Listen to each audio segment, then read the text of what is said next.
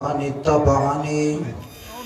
سبحان ربك رب العزة عما يصفون وسلام على المرسلين والحمد لله رب العالمین۔ محترم و مکرم دوستوں اور بزرگوں، 15واں سالانہ اجتماع عام میں مبارکباد دیتا ہوں شہزادہ اہل سنت سید شفاء اللہ شاہ صاحب بخاری مد ذلہ العالی، اللہ رب ذوالجلال والاکرام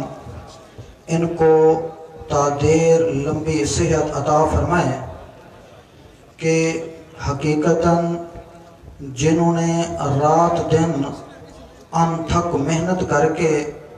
توحیدی جاں بازوں کا اور توحیدی نوجوانوں اور بزرگوں کا یہ اجتماع منعقد کرتے رہتے ہیں سالانہ، دور دراز کے سفر کر کے، حقیقت میں اللہ رب ذوالجلال والاکرام نے توحید و سنت کو ایک عظیم یہ تحفہ عطا فرمایا ہے۔ سب توحیدیوں کو ان کی قدر کرنی چاہیے۔ میرے بھائیوں اور بزرگوں، انہوں نے توحیدیوں کو جمع کر کے اور علماء اشاعت و توحید و سنت کو جمع کر کے اور اشاعت و توحید و سنت کے علماء توحیدیوں کو اللہ رب ذوالجلال والاکرام کا قرآن سناتے ہیں تو حقیقتاً پتہ چلتا ہے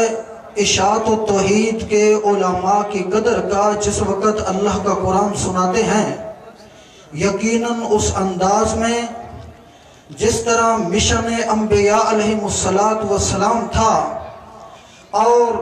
آخر میں امام الانبیاء محمد الرسول اللہ صلی اللہ تعالی علیہ وسلم نے اعلان فرمایا قل ھذہ سبیلی ادعو الی اللہ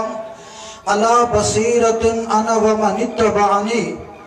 تو اشاعت و توحید و سنت کے علماء اللہ رب ذوالجلال والاکرام کے قرآن مقدس کی دلائل کی روشنی میں اللہ تعالیٰ کی توحید جس انداز میں بیان کرتے ہیں، حقیقتاً دنیا کے اندر جتنی جماعتیں ہیں کسی جماعت کو یہ توفیق نہیں کہ اللہ تعالیٰ کے قرآن کو بیان کریں اور اللہ رب ذوالجلال والاکرام کی توحید اس انداز میں بیان کریں جس انداز میں 1,24,000 انبیاء علیہ السلام اور خصوصاً امام الانبیاء محمد الرسول اللہ صلی اللہ تعالی علیہ وسلم نے بیان کیا۔ میرے بھائیوں، میرے توحیدی بزرگوں کو یہ اس وقت قدر ضرور ہوتی ہوگی اشاعت و توحید کے علماء کی جب دوسرے بڑے بڑے نامور خطباء اور بزرگوں کے بڑے بڑے دوسری جماعتوں کے بیان سنتے ہوں گے۔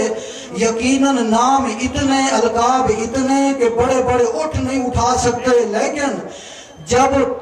بیان کرنے لگتے ہیں تو اللہ کے قرآن کی آیت تو پہلے پڑھنے کی توفیق نہیں ہوتی، جو پڑھتے ہیں تو پھر اس کا ترجمہ اور مفہوم عوام الناس کو نہیں سناتے۔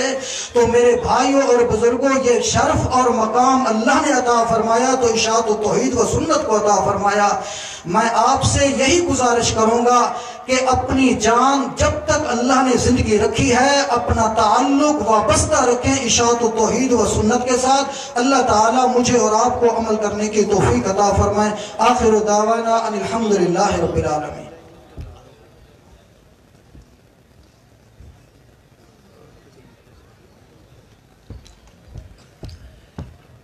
اب آپ کے سامنے مختصر بیان کے لیے حافظ محمد نوید صاحب